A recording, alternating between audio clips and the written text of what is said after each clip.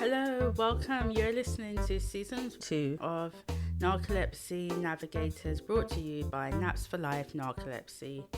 Narcolepsy Navigators is a podcast for raising awareness of this fascinating illness through a deep dive into the lives and individuals living with narcolepsy and idiopathic hypersomnia. I am Kerly Boga, the founder of Naps for Life Narcolepsy, and welcome to our stories. Hi everyone, this is Narcolepsy Navigators, and I'm Kerly, your host. And I'm Liz, your co-host for today, and we both have narcolepsy type 1. Liz, how was your day? My day was all right. I'm a speech and language therapist, and I had some sessions today, which was really good. But I went to have my lunchtime nap, and I couldn't fall asleep, which was so frustrating. I was lying there for 40 minutes and just could not sleep. Oh no. Yeah. I really need my lunchtime nap because it helps me to feel more alert in the afternoon. And I was okay, but I just felt a bit zoned out and had to rely on caffeine. I had a very nice nap when I finally got home at 6. You needed it by then. Yeah, I fell asleep on the bed with my phone in my hand, lights still on, fully dressed. By that time, there was no problem falling asleep. Yeah, straight out. How was your day? Yeah, it was okay. My book is coming out in 72 hours. My narcolepsy coloring book and dream journal. I had to give it to KDP for them to check it. I had to make some revisions, and it just took so much longer than I thought. It was a learning process. It was just very tedious. I thought this would be like half an hour. Just do the revisions, bang it out, and then do editing the rest of the day. Oh no, it didn't turn out like that at all. But I'm happy it's done now, and it's just for them to approve it. If it's approved, then on Sunday, it's going to be live in every country that Amazon exists. Congratulations. That's a big deal. Yeah. I'm so excited to see it go live. Especially because I love coloring. That's how I de-stress. I might have to snag one. And today we're here with Jacquie. Jacquie has idiopathic hypersomnia. She's from Texas in the United States. The topic is life with diagnosis and surviving a stressful work environment. Hi, Jacquie. Welcome. Hi, guys. It's so nice to be here with you and to talk with you.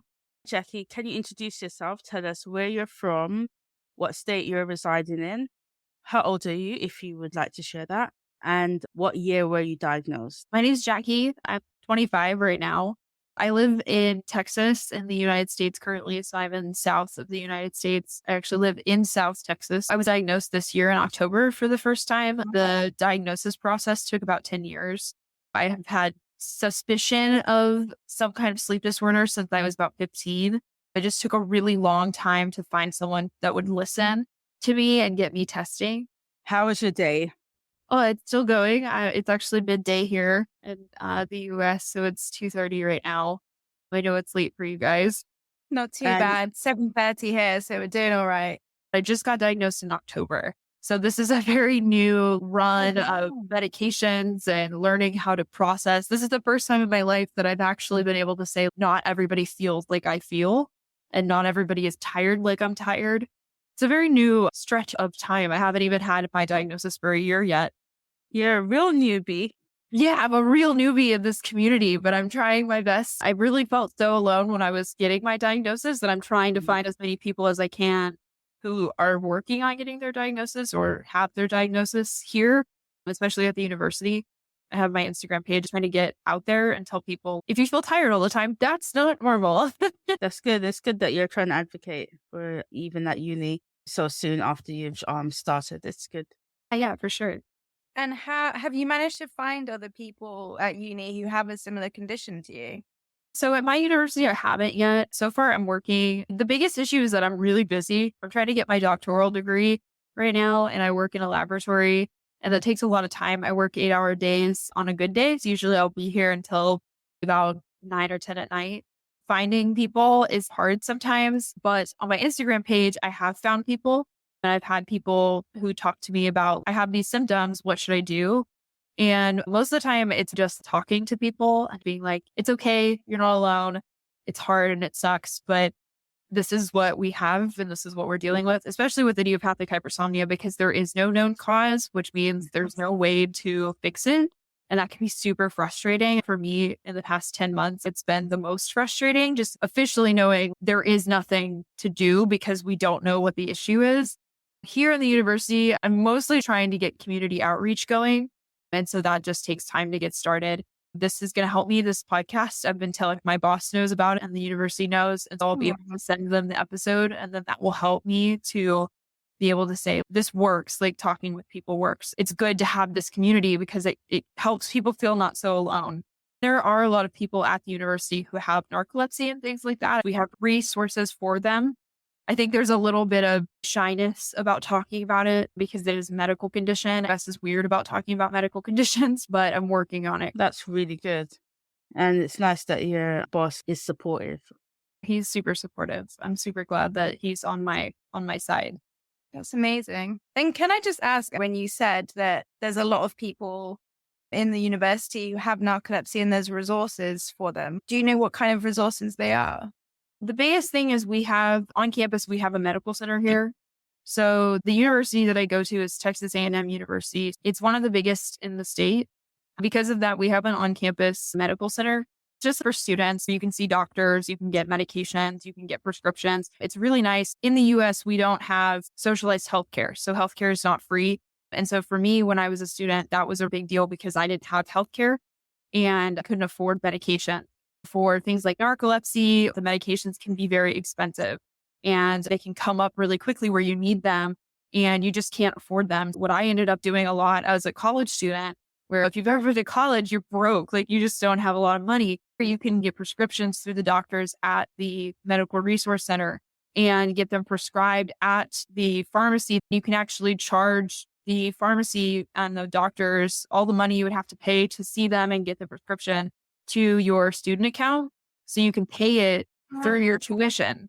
What helps, like when I was a college student, I didn't have a lot of money. That helped me spread out those medications so that I could afford them over time.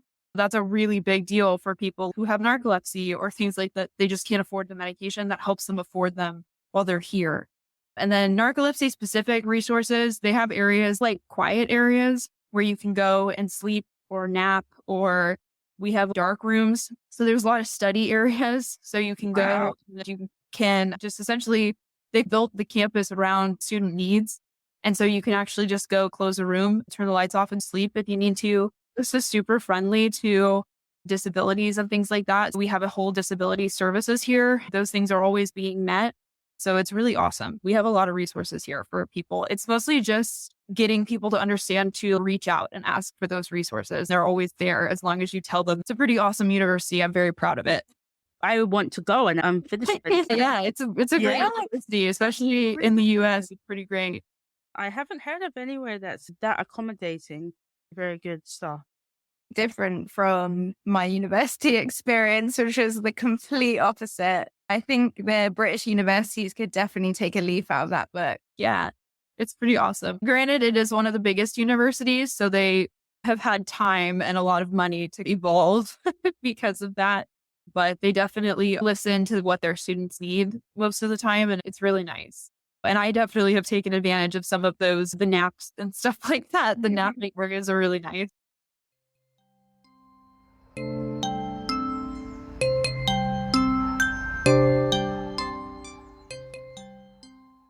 Are there any strategies that help you get through day to day with your condition? Yeah, I drink a lot of caffeine. I was taking medication for a little while. I tried the first FDA approved medication for idiopathic hypersomnia in the US. It's called Xywav. It's GHB based, but it's a really strong medication. But unfortunately, it didn't work for me, which was really devastating because it is the only one in the US that is FDA approved. And so at the time, it felt like a big blow of this is the only one. And it didn't work for me. Mostly, I just try to keep moving. If I sit down for too long, I start to like zone out. I lose focus a lot is the biggest issue. And that's when I can tell I'm going to start to fall asleep. And I drink a lot of caffeine, which most people in my field will say that's not abnormal because most scientists do drink pretty heavily. I don't know any scientists that don't have a coffee pot nearby. Luckily, my job also keeps me on my feet. And so I'm always moving. Even when I'm writing, I'll take breaks where I just stand up and walk around. I listen to a lot of podcasts. I listen to your podcasts. I listen to music to keep my brain as engaged as I can to keep from falling asleep. But unfortunately, there are still days where I call them my crash days. I'm just so tired that I just can't do anything else. And I usually have no idea what day that's going to hit. Sometimes it's randomly in the middle of the week, and sometimes it's luckily on the weekend. On those days, I will sleep for 18 to 20 hours. But I used to have those multiple times a week. I have now been able to get those down to about once a week. But that's just part of the condition is I'm going to be tired, and I have those days where I am unbearably tired and there's nothing I can do. I just have to try and hope that I can get it on a day where I have nothing important to do. I think that's the thing with narcolepsy and idiopathic hypersomnia. It varies so much day to day. So you can have a consistent medication routine, you can have a consistent sleep routine, but one day you can wake up and you're fine and everything goes fairly well. And then another day you wake up and the medication or the caffeine doesn't touch the surface and you're struggling to get through. It's just so unpredictable. And I think that's what a lot of people don't really realize is that you can have a plan and strategies in place, but some days you can just be absolutely flawed and not really know why. Yeah. It's funny you mentioned that. I actually had on one of my first videos that I ever posted on Instagram, somebody commented and said, your medication must be working because you didn't say you were tired. And I remember thinking, yeah, because this was a really good day. You have not seen the days where I fell asleep sitting up. I was explaining to my partner, who is a doctor of audiology. So he has his own levels of tiredness and stuff like that. One of the symptoms of idiopathic hypersomnia is sleep inertia. So when I wake up, I cannot stay awake. It's so hard. And that's the biggest struggle for me. I have alarms set for 2 hours that go off every 5 minutes for 2 hours. Wow. And they still don't get me up on time. I'm still late almost every morning. I try my best, but it doesn't always go well. We were talking about how to overcome that. And I said, it's like having chronic pain. It's not something to overcome. It's something to cope with, to figure out how to live with, because it's not going to go away. It's not going to get better. It's going to be there. And it's something I'm going to continue to have an issue with. And it's the same with the bad days. Like there's going to continuously be bad days. Just like have really great days. And I think that can be so easy to feel super defeated with these conditions is because you'll have those really good days and sometimes they will be followed by the worst days. I think that's also why it's frustrating if you go out and you're having a good day and someone says, oh, you look really good today, or I see you're out, or this type of thing. Or the person saying, no, I see your medication's working today, or whatever. It's just like, why do you have to say these things to me? Why do you have to comment? You could have just said, hi, Kelly, how are you? Hi, Jackie, how are you? Hi, Liz, how are you? You don't have to say these other extra things, because yes, the day is going good right now, but that doesn't mean that tomorrow is going to be like today. Tomorrow could be a shit show, and tomorrow could be you not being able to get out of bed.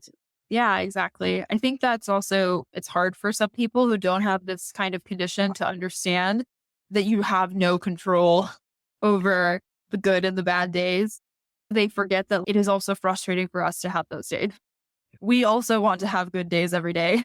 I would love to go to work every day and have a great day every day, but that is also not up to me. I feel just as bad when I have a bad day. I'm just as frustrated as everybody around me. I've been really lucky with the people that I work with. My boss is very understanding and has tried to understand as well as he can my condition and has tried to understand what I'm going through. And he's worked with me through the ups and downs of taking new medications and all of the things. And my partner has been really helpful. And I'm very lucky because that's not always the case for a lot of people. Mm-hmm. So I get the frustrations for sure. But I think that learning how to cope and finding coping mechanisms is the best way to get through it. And how do you deal with the frustration day to day? I have times where I'm extremely frustrated, like today when I couldn't nap and I had to go straight back into my job. And I just felt so annoyed the situation. It's hard because you can't really vent that to the people around you because they just don't get it. If I said, oh, I couldn't nap to my colleague, they'd be like, that's good. You're clearly not tired then. It's so hard for people to understand.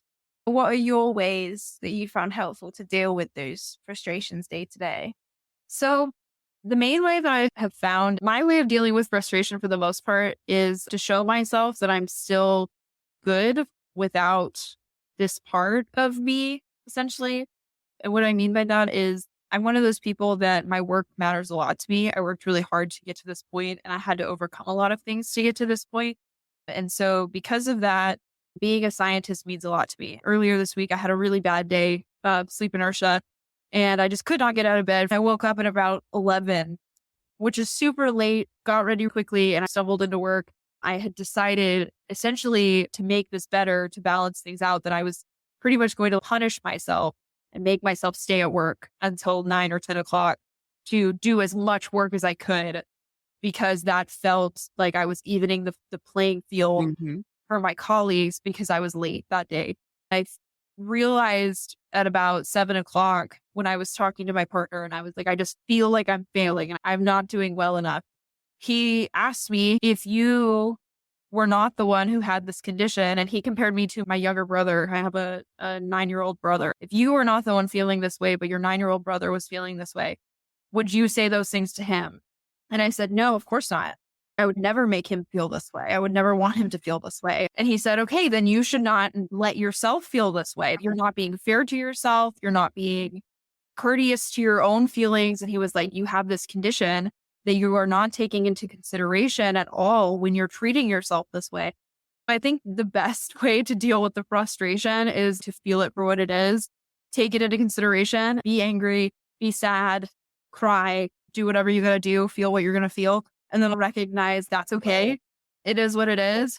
You have a condition and it's going to be frustrating. You can't beat yourself up over it, and you also can't punish yourself for it because it's not going to fix it.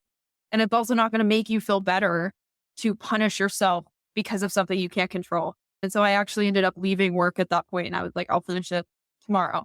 If you wouldn't say something that you're saying to yourself, to a child or to your younger sibling, don't treat yourself that way in that moment. I think that's a good way to handle those moments of beating yourself down because of your condition. Yeah, definitely. You have to learn to give yourself grace. And sure. I like what your partner said to you about using your brother as an example, because it's interesting as human beings how we would say nice things to other people, but say such detrimental things to ourselves. Yeah, for sure. Learn to break that pattern, because it never helps us. It just stresses us. And once we're stressed, it means your symptoms get worse. So yeah, for sure. And that's not saying that you're not going to feel those things. I like what you said about crying, and just feel it. Just let it run over you. Yeah, Exactly. holding it in is also bad. So don't do that. Just feel and be angry and be sad, and then move on from that as best you can, whatever that may be. And if that's just going to bed and trying again tomorrow, then that's also fine. I can totally relate to what you guys say about feeling like you're letting people down. It's a frustrating feeling when you can't do something yourself. And I know sometimes I have to choose between, I can finish the day in my job, I can get everything done there, but then I won't be able to come home and make dinner for me and my partner. It's a juggling act, and you're going to drop one of the balls at some point, and that means you're going to let someone down along the way. In my job, definitely. Being a scientist is like a team sport, which I don't think a lot of people are aware of. I don't work alone. I have 6 other people that I work with. Even though we're not working on the same things, we're working on different things alongside each other. It matters to me that they see me as reliable, because when they need help with something and they come to me, I want them to think that I can help them, and that they can trust me, that I can be there and help them and be punctual and useful when they need me. I know that was a big thing when I came in late that day. I was like, this makes me look unreliable. This makes me look like they can't trust me. And that really bothered me. And then there's also a lot with my partner and things like that. Like, I feel like this condition sometimes makes it very hard to show up and be present, because when I get home, I just want to go to bed. I'm in a field that is heavily male dominated. That poses its own set of hurdles, because as a woman in this field, I have to prove that I belong here and that I deserve to be here, that I'm a good scientist and I have good data. I don't want that to be tampered with because of something like I fell asleep or I ran late because of this condition. And so That's also why I wanted to open up more of talking about conditions like this, because I don't want it to be something I have to be secretive about. I want it to be something where, yes, I have this condition. And yes, I am also still an awesome scientist and I still produce good data. And I know other scientists who have similar conditions who still produce good data. So, Jacquie, what inspired you to go into science? Yeah, I always wanted to go into science. I've always been a nerd. I had a big family and I always loved animals. My whole family did. We always had pets and dogs and all that. So I actually want to be a veterinarian. And this university in Texas was the only university in the state that had a vet school. When I was 8 years old, found that out and I told my mom, I'm going to go to school there. So I did. I came to school here and then I shadowed a veterinarian. After about a day, I was like, this is terrible. I hate it here. So I was like, I'm going to have to find something else because being a veterinarian is not good for me. And so then I thought maybe medical school, maybe that's what I'll do. And so I shadowed doctors and I thought that I really liked it there, but I realized that I always cared more about the science behind what was going on more so than the medicine, which doesn't make a very good doctor. So in my third year of college, I actually was trying to fill my schedule because I didn't get into some classes that I wanted. And so I was panicking. And so I was trying to find stuff to just throw into my schedule.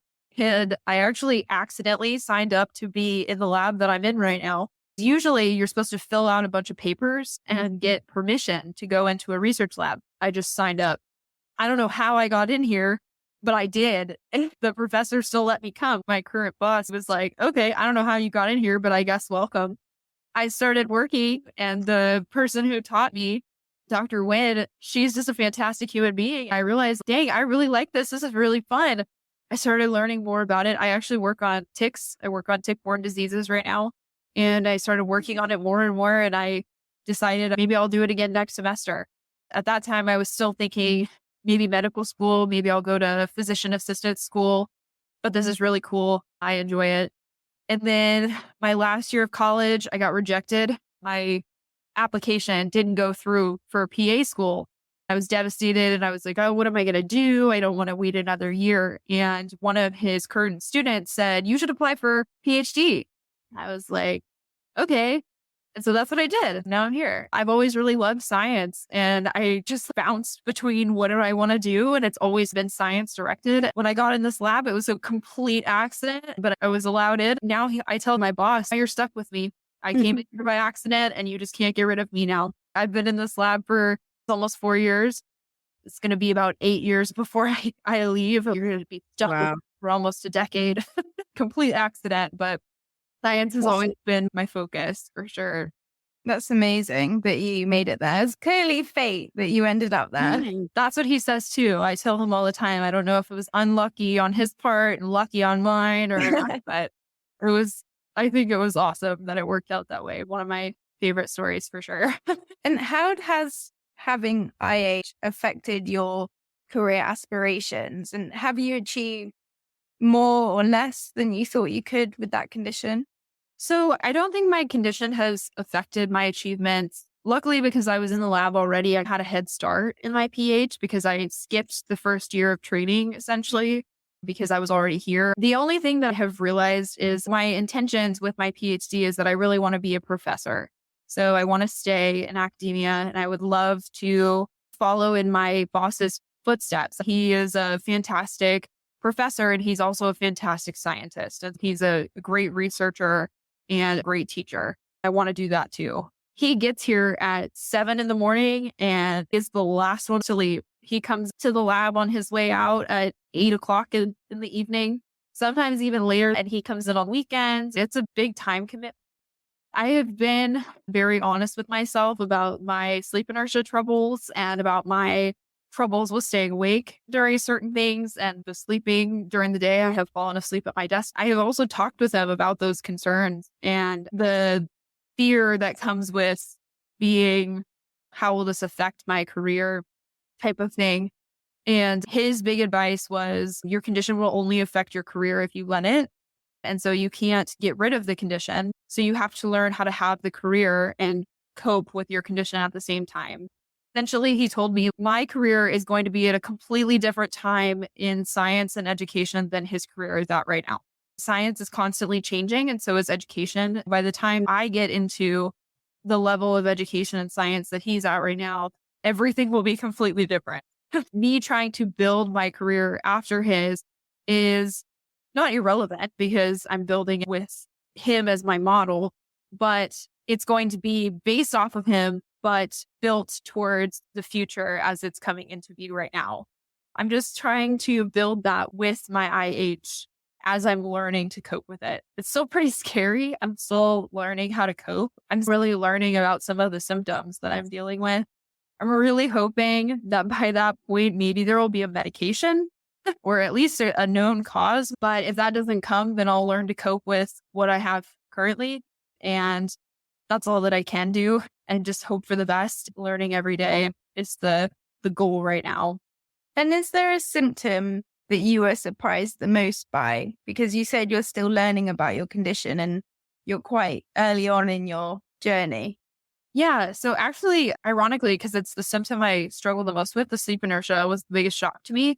I didn't know that could be a symptom of something, especially because when I was growing up and I would struggle to wake up in the mornings, especially as a teenager, my mom would yell at me in the mornings and be like, "You're lazy. Get out of bed. You're being lazy. You're going to make us late," that kind of thing.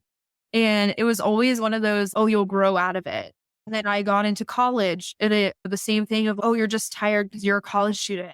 You'll grow out of it." When I got past college and I was still struggling, I was like, there's no way every single other person in the world has to set this many alarms just to wake up on time. I was like, this is crazy. I cannot believe that every other person has to have 10 alarms to wake up. When I found out that was a symptom, I was like, oh my God, that's crazy. I just thought I was broken. Only a little bit am I broken. Other people have the same thing. It's interesting because I didn't even know there was a word for it, sleep inertia. Like someone we interviewed on the podcast mentioned it and I was like, huh? Sleep inertia? What the hell's that? And I was like, oh my God, I've been struggling with this all the time. I say this to people. This is the reason why it takes so long to start the day. Waking up is so hard in the mornings. It's just so much energy out of you just to start. Yeah, it reminds me of the spoon analogy. And I'm just like, sleep inertia is me laying on top of all of my spoons. I physically move any of the spoons at all in order to start the day.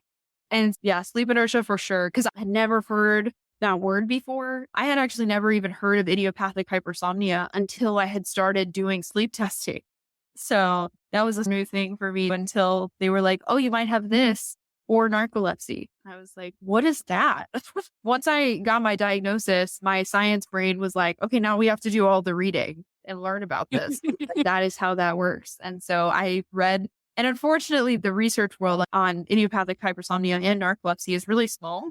There's not a lot of money in it. There's not a lot of research on it. And a lot of that, also, there's not a lot of research on women who have it, which is crazy because women are usually the ones who are diagnosed, especially with idiopathic hypersomnia. And so because of that, there really isn't a lot known about it. So there wasn't a lot to learn, unfortunately. And even now, there's still not a lot to know about it. But I'm hopeful that will change. What do you think we need to do to get them to do more research? Honestly, talk about it as much as possible and talk about it to everybody, especially local representatives. In the US, calling your representatives and talking to your mayor, governor, and whoever sits on the panels in your state can hold some kind of weight for you. Those people are the ones that ultimately hold the money because that's where the money comes from the government for the most part. We need to talk about it is the biggest thing because for a lot of diseases, what gets people's attention is the media. When it goes into the media, that's what gets the public's attention and that's what gets the government's attention because the government is part of the public. Getting people to understand it affects a small part of the population, but it affects a lot of people.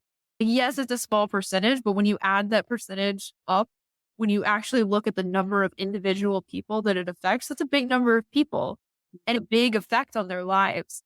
Getting it out into the public and starting the conversation of we need to understand how this works so that we can fix it. The more people that have it, the more people are going to eventually get it as you get involved with the genetics of it. the more people that have children who have the conditions, the more possibilities those children are also going to have the condition. The biggest thing you can do to get more money into research is to just talk about it.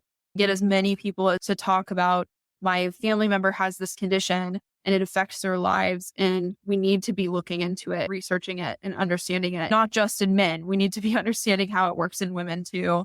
There needs to be equal representation of women and men from all different races throughout these research studies. Now, they just started pushing for equal representation of women in research, which is crazy. I know. Yay, go USA. But they finally did it. They did it. The more we have the conversations, the more attention that it gets. And the more attention that it gets, the more people will start to pay attention. It might be something that our kids might see. Even the studies that are happening right now build the foundation for the studies that are going to fix the problem. They need money. And so that's the other thing, finding organizations that donate money to those studies. So like the Hypersomnia Foundation is one of them. There's quite a few of them. The Hypersomnia Foundation is one of the bigger ones that I know of. They have a really great Instagram page. There's a lot of them that have their own social media accounts and they spread awareness. There's also conferences worldwide where talk about idiopathic hypersomnia and narcolepsy and the current science are the best way to get money, to get science going. Because unfortunately, science is what runs on money.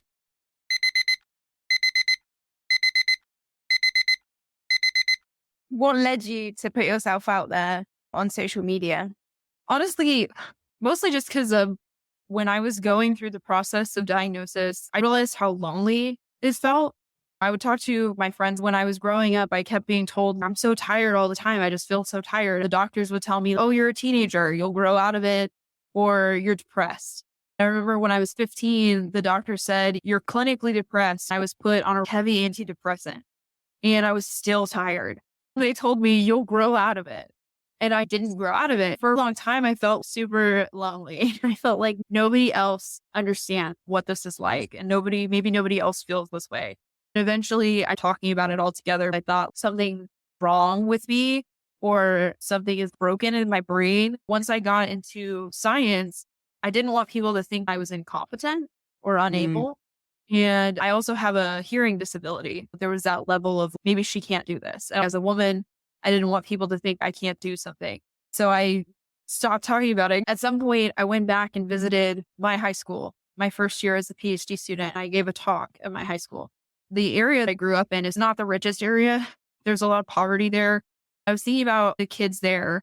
And when I was a kid, there were so many people that told me that I couldn't do something because of my family, because of my background, financial situations. At some point, I got super tired of people telling me I couldn't do things.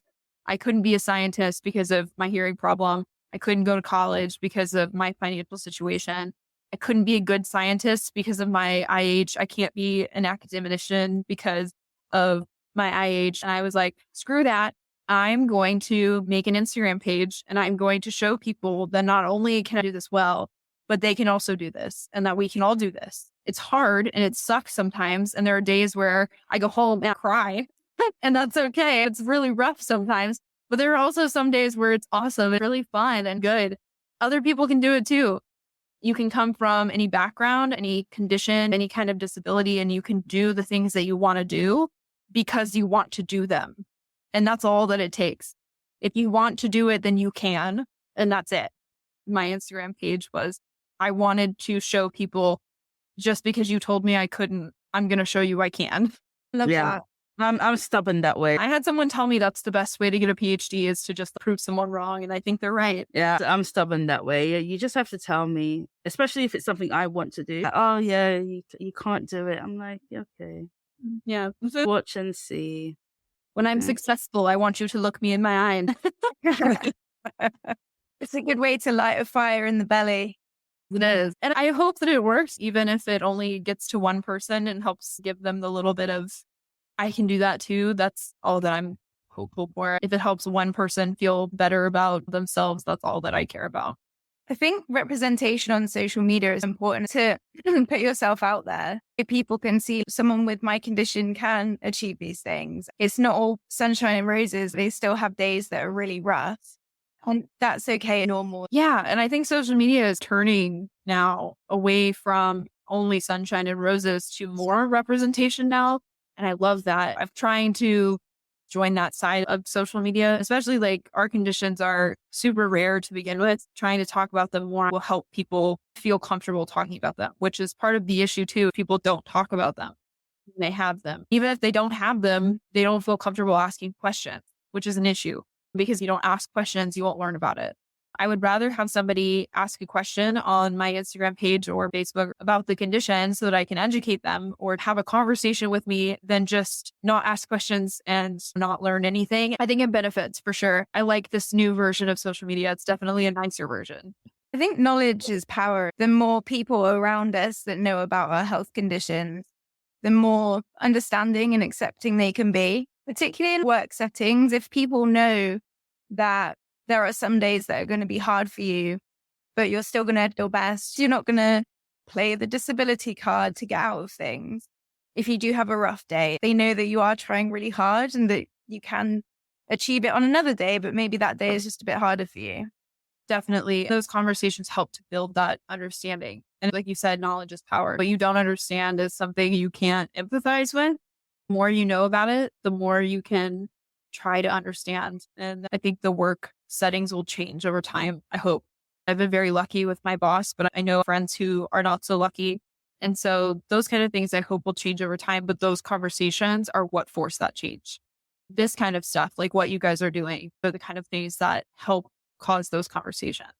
Definitely. Advocating for yourself is so important and just getting the message out there.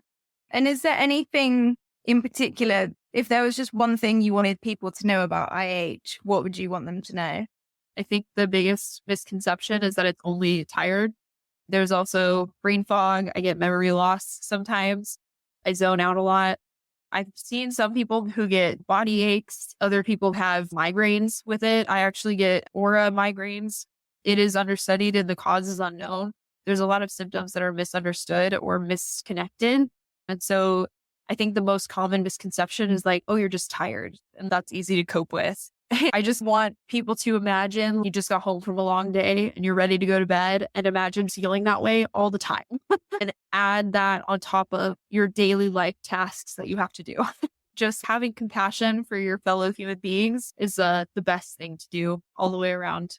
But I think that's the best thing I want people to know is it's not just tired. There's a lot more on top of that. And I think that goes with all sleep conditions. It's not just tired. It's more than that. Absolutely. I tend not to use the word tired because people think that they know what tired is. People think, oh yeah, I felt tiredness. So I usually say exhaustion or sleepy instead to have a different word because everyone thinks they know what tired is. Oh, I feel tired too. And I hate when they say this. Like to my friend the other day, it was Ramadan. She had to get up to break the fast. She only slept 4 hours. She came to class and she's like, oh, I'm so tired. I only slept 4 hours. And I just looked at her and I was thinking, okay, I'm sad that you're going through this and this is Ramadan, but this is my life. This is my life every day. I'm sleeping only 4 hours. Let her say what she had to say. And then I said to her, welcome to my life.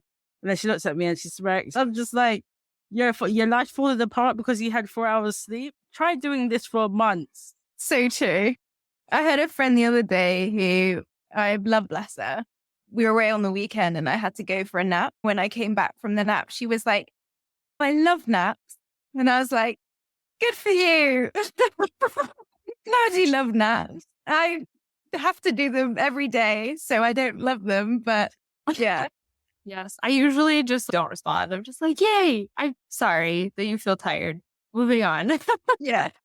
It's so hard to empathize in that moment because other people feel tiredness, but they can't feel the same amount of tiredness that we feel. So it's, oh, you're tired. Like it's hard not to sound ingenuine.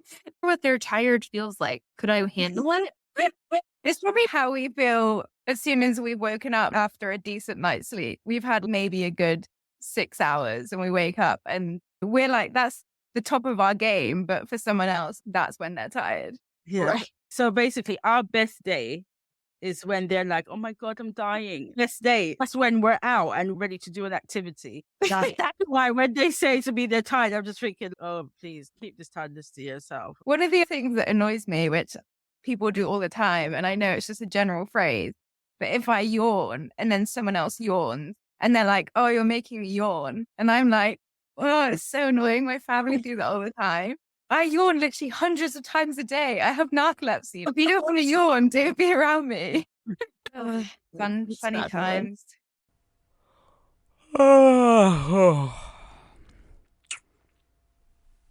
Now's a probably good time for my favorite question I like to ask at the end. If you could get rid of IH by pressing a red button, would you press it and why? I don't know. Honestly, at this point, I realize I've lived with the condition since I was a teenager.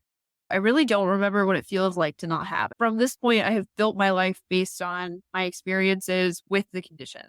Even though I didn't know that I had it, I coped with my life the way that it was. Now I'm aware of it and I handle things a little differently. I pay more attention to what's going on in my body, what my brain is doing. But I still think that I did things and handled things the way that I did with this condition. I don't think that things would have changed or the way that I handled things would have been different had I not had it.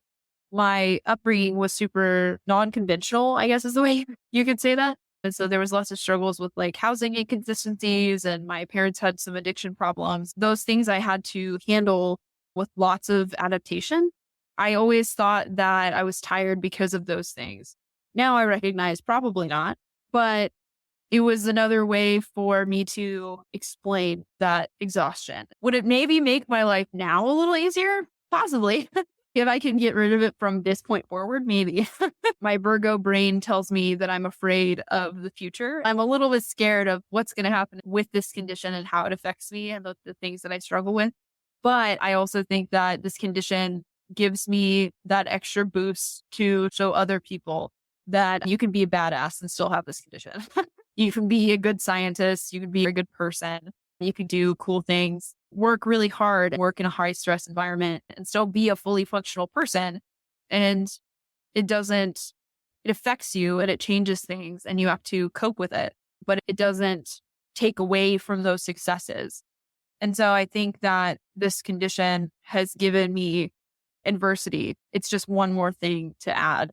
So I feel like it just gives me another fire to overcome. Well said. Thanks for sharing. And it's natural and it's okay to worry about the future, especially when it comes to conditions like narcolepsy and even more so IH because it doesn't have a known cause. The people I have met with narcolepsy who are older tend to say this as well, that they worry about getting older with it. They never really worried much when they were younger. They are concerned about how does this look when you're 70? How does this look when you're 80? If no cure comes and you're still having to deal with this. If you don't have kids, if you have kids, is someone going to want to dump you in a home? Who's going to take care of you? Are you going to be able to get taken care of properly? Because you're going to be sleeping all the time and zoned out and you're having brain fog and no one's going to even care about you. It's daunting. Like you've got to almost live your best life now because it doesn't look pretty at the end.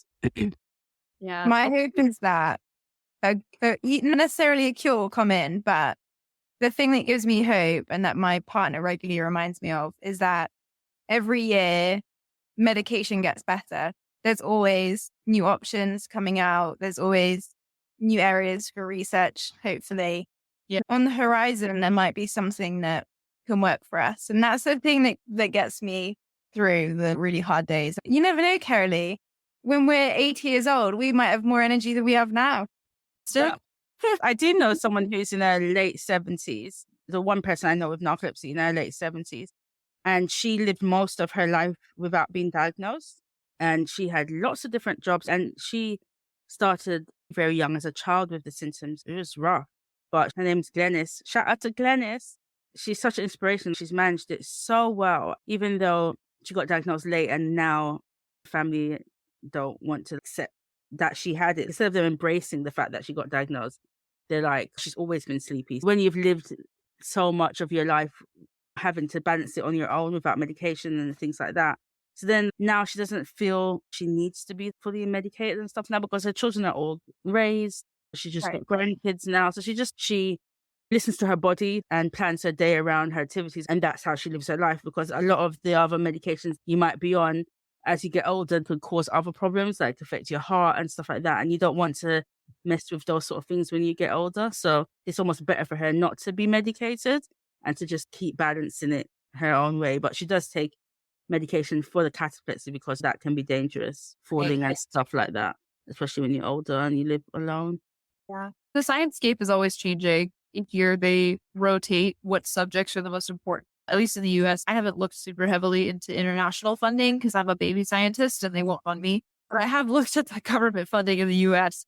They rotate topics based on what is big that year. They try not to stay in the same areas, make it fair for everybody.